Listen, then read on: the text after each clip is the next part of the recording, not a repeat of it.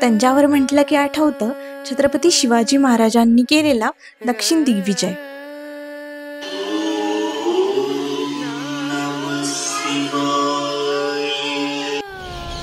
आम्ही तामिळनाडू ट्रिपच्या चौथ्या दिवशी भेट दिली त्रिचीमधल्या जंबुकेश्वर मंदिर आणि तंजावरमधला मराठा पॅलेस आणि ब्रिहडेश्वर मंदिराला.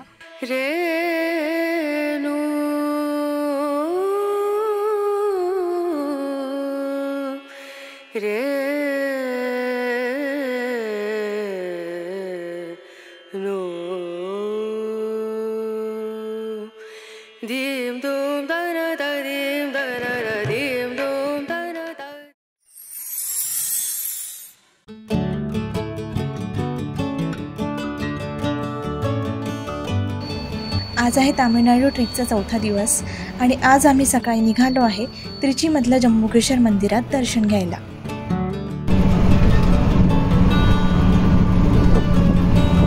मंदिराजवळ पार्किंगची काय सोय आहे याची काय आयडिया नाही आहे, त्यामुळे आता आम्ही ऑटोनेच जात आहे.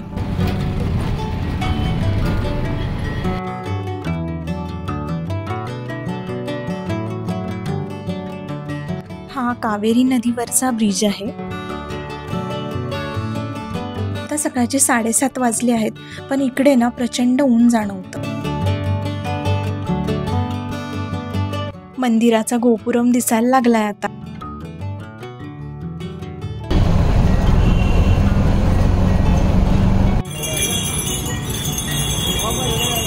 जंबुकेश्वर मंदिर तामिळनाडूतील तिरुचिरापल्ली इथे असलेले एक प्राचीन आणि प्रसिद्ध शिवमंदिर आहे. हे मंदिर पंचभूत स्थळांपैकी एक मानले जाते, जे 5 नैसर्गिक तत्वांचे प्रतीक आहे. ही 5 नैसर्गिक तत्व म्हणजे पृथ्वी, जल, अग्नी, वायू, आकाश. जंबुकेश्वर मंदिर हे जलतत्वाचे प्रतिनिधित्व करते. हे मंदिर कावेरी नदीच्या काठावर वसलेले आहे.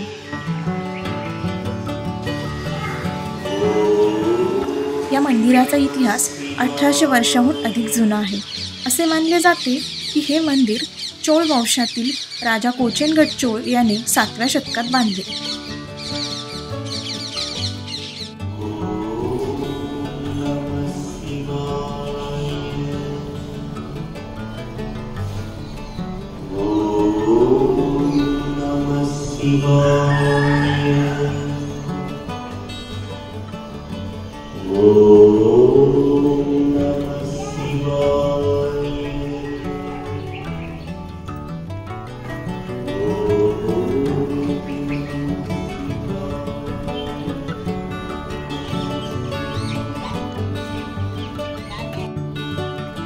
आम्हाला इथे आल्यावर कळलं आहे की 15 मिनिटात मंदिर बंद होणार आहे अभिषेकासाठी, त्यामुळे आम्ही आधीच पटकन जाऊन दर्शन घेतो.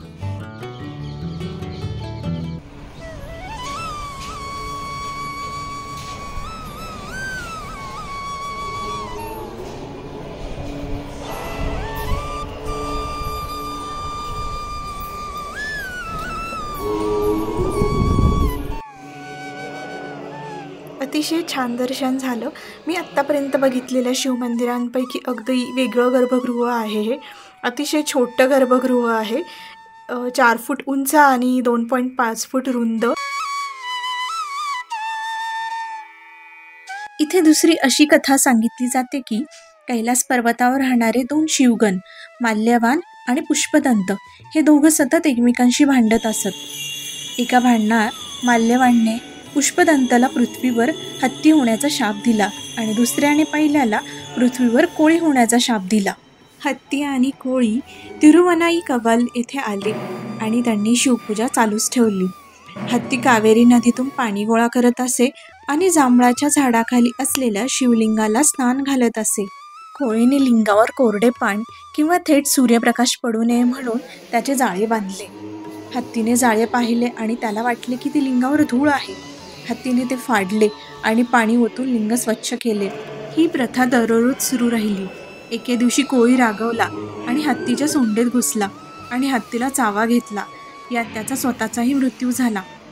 जंबुकेश्वराच्या रूपातील शिवाने दोघांच्याही भक्तीने प्रेरित होऊन त्यांना त्यांच्या शापातून मुक्त केले. येथे हत्तीने शिवाची पूजा केल्यामुळे हे ठिकाण थिरुअनाईका, थिरू म्हणजे पवित्र, अनाई म्हणजे हत्ती आणि का म्हणजे जंगल म्हणून ओळखले जाऊ लागले. नंतर थिरुअनाईका हे नाव थिरुवनाईकावल आणि नंतर थिरुवनाईकोविल असे झाले. हत्ती मारून पाप केल्यामुळे पुढच्या जन्मात कोळी राजा कोचिनगड चोळ म्हणजेच लाल डोळ्यांचा राजा म्हणून जन्माला आला. राजा कोचिनगड यानेच जंबुकेश्वराचं मंदिर बांधलं. मागील जन्मात हत्तीशी असलेल्या शत्रुत्वाची आठवण करून त्याने गर्भगृह असे बांधले की एक लहान हत्तीही आत जाऊ शकत नाही. त्यामुळे जंबुकेश्वराच्या गर्भगृहातील प्रवेशद्वार फक्त 4 फूट उंच आणि 2.5 फूट रुंद आहे.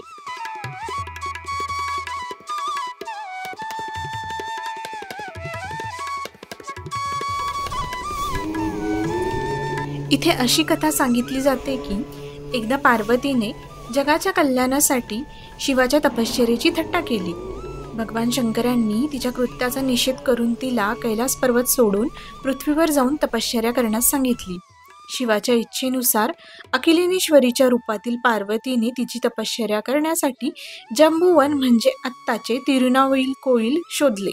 शिवाच्या इच्छेनुसार अखिलेश्वरीच्या रूपातील पार्वतीने तिची तपश्चर्या करण्यासाठी जंबुवन म्हणजे आत्ताचे तिरुनावईकोविल शोधले. अखिलेश्वरीने तिथे कावेरी नदीच्या पाण्यापासून शिवलिंग बनवले आणि तिथे तपश्चर्या सुरू केली. त्या लिंगाला अपुलिंगम किंवा जललिंगम म्हणतात. शेवटी शिवाने अखिलेश्वरीला दर्शन दिले आणि तिला शिवज्ञान शिकवले.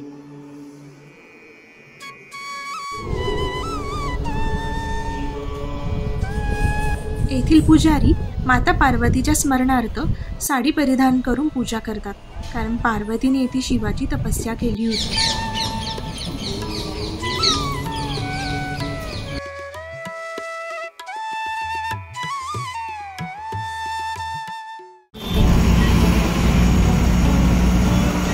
जंबुकेश्वराचं दर्शन केल्यावर आम्ही हॉटेलवर जाऊन ब्रेकफास्ट करून आराम केला आणि त्यानंतर तंजावरला जाण्यास निघालो. त्रिची टू तंजावर हे अंतर 60 किलोमीटर असून 1.5 तास लागतो पोहोचायला. आम्ही तंजावरला भेट द्यायला खूप उत्सुक होतो. आम्हाला एक आशा होती की इथे आम्हाला मराठी माणसं भेटतील, त्यांच्याशी मराठीत बोलू शकू. तर याचं कारण असं की तंजावरवर 1700 ते 19व्या शतकात मराठा राज्य होतं. त्यामुळे इथे खूप मराठी लोक राहतात. तसं आम्ही इथे खूप कमी वेळ घालवला, त्यामुळे आम्हाला असं कोणी मराठी माणसं भेटली नाही. मराठा पॅलेसकडे जाताना रस्त्यावरून बृहडेश्वराचं मंदिर दिसतं. आत्ता आम्ही पहिल्यांदा मराठा पॅलेस आणि सरस्वती ग्रंथालय बघणार आहे. तंजावरमधल्या मराठ्यांच्या राज्याविषयीचा इतिहास असा आहे की 1674 ते 1855 मध्ये इथे मराठा राज्य होते. तंजावर मराठा राज्याची स्थापना 1674 मध्ये व्यंकोजी भोसले यांनी केली. व्यंकोजी हे छत्रपती शिवाजी महाराजांचे सावत्र भाऊ होते. बिजापूर सुलतानाच्या आदेशानुसार व्यंकोजी यांनी तंजावर जिंकले, परंतु त्यांनी स्वतःच इथे स्वतंत्र मराठा राज्य स्थापन केले. 1855 मध्ये ब्रिटिशांनी तंजावर मराठा राज्य आपल्या ताब्यात घेतले. तंजावर मराठा पॅलेस 16व्या शतकात नायक राजवंशांनी बांधले, परंतु मराठा राजांनी त्यात महत्त्वपूर्ण बदल आणि विस्तार केले. त्यामुळे या राजवाड्याला नायक आणि मराठा वास्तुशैलीचा अनोखा संगम पाहायला मिळतो. आम्हाला मराठा पॅलेसमध्ये सगळ्यात जास्त उत्सुकता होती ती सरस्वती महल ग्रंथालय बघण्याची. सरस्वती महल ग्रंथालय हे भारतातील सर्वात प्राचीन आणि समृद्ध ग्रंथालयांपैकी एक आहे. सरस्वती महल ग्रंथालय हे मराठा राजवंशाच्या विद्वत्तेचे प्रतीक आहे. येथील हस्तलिखितांमध्ये वैदिक, खगोलशास्त्र, गणित आणि साहित्य यांवरील ग्रंथांचा समावेश आहे. या ग्रंथालयाच्या आतल्या परिसरात व्हिडिओग्राफी किंवा फोटोग्राफी अलाउड नाही. हे राजवाड्याचे प्रवेशद्वार आहे. या इमारतीला गुडा गोपुरम किंवा अर्सेनल टॉवर असे म्हणतात. ही 8 मजली उंच इमारत आहे. या इमारतीचे बांधकाम 1855 मध्ये मराठ्यांनी केले. याचा उपयोग युरोपीय देशांमधून आयात केलेली शस्त्रे आणि दारुगोळा ठेवण्यासाठी आणि टेहा आणि बुरुज म्हणून केला जात असे.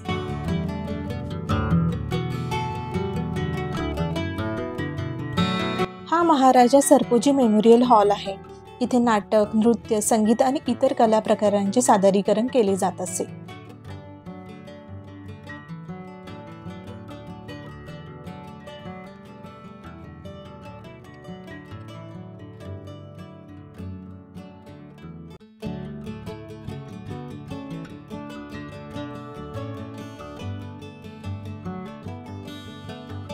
राजवाड्याच्या परिसरात एक उंच मनोरा आहे, त्याला बेल टॉवर म्हणतात, ज्याच्यावरून तंजावर शहराचे विहंगम दृश्य दिसते.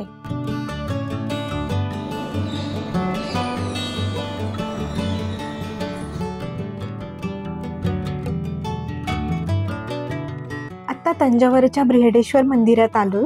या मंदिराला पेरुड मंदिर किंवा तंजावरचे मोठे मंदिर असे म्हणतात.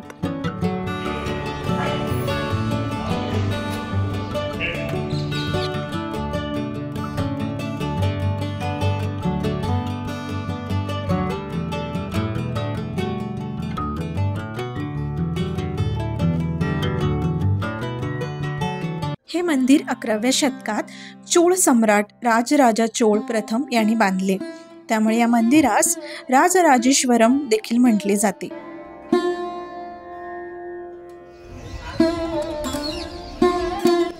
युनेस्कोने 1987 मध्ये या मंदिराला जागतिक वारसा स्थळ म्हणून घोषित केले.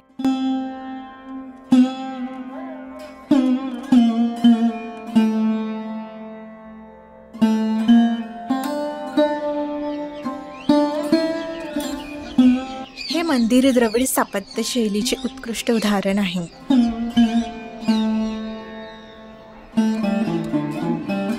हे मंदिर भगवान शिव यांना समर्पित आहे. या मंदिरातील शिवलिंग 13 फूट उंच आहे. ते भारतातील सर्वात मोठ्या अखंड शिवलिंगापैकी एक मानले जाते.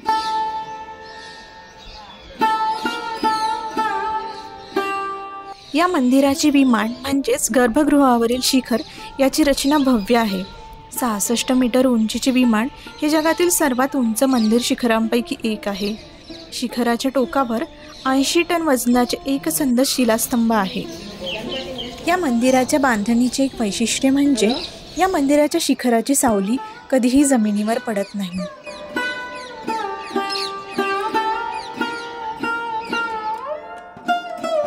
हे मंदिर चोळ साम्राज्याच्या वैभवाचे आणि स्थापत्य कौशल्याचे प्रतीक आहे.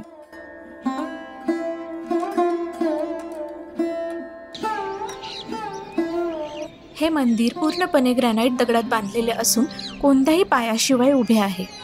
मंदिराच्या बांधकामात इंटरलॉकिंग तंत्र वापरलेले आहे, ज्यामुळे दगड एकमेकांत बसवले गेलेले आहेत.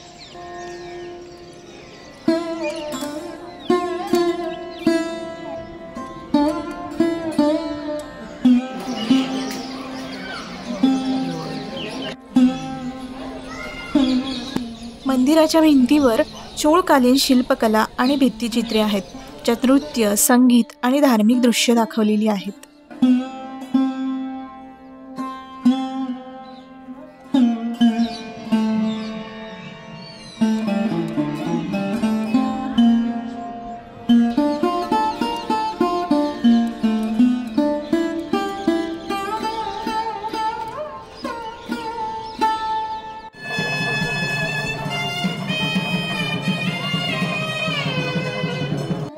मंदिर परिसरात नंदीची 16 फूट लांब व 13 फूट उंचीची भव्य मूर्ती आहे, जी एकाच दगडात कोरलेली आहे. ही भारतातील नंदीची दुसरी सर्वात मोठी मूर्ती आहे.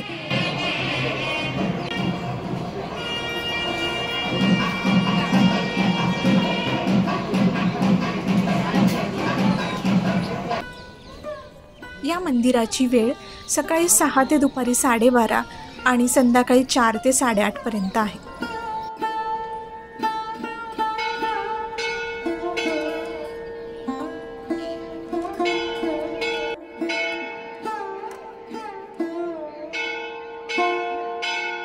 सुंदर सनसेट बघून आम्ही मंदिरातून निघालो.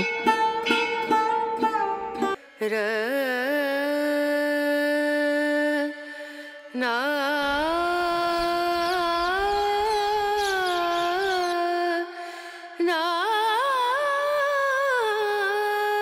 येथील मंदिर परिसरात तंजावरमध्ये बनणाऱ्या नृत्य करणाऱ्या बाहुल्या मिळतात. त्यांना इथे तंजावर बोम्मई असं म्हणतात.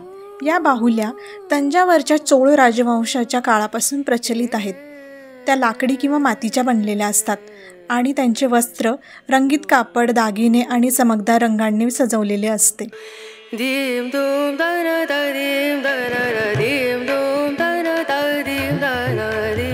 तामिळनाडू रोड ट्रिपच्या चौथ्या दिवसाचा शेवट आम्ही PSR सिल्कला साडी शॉपिंग करून केला. खूप छान एक्सपिरियन्स होता.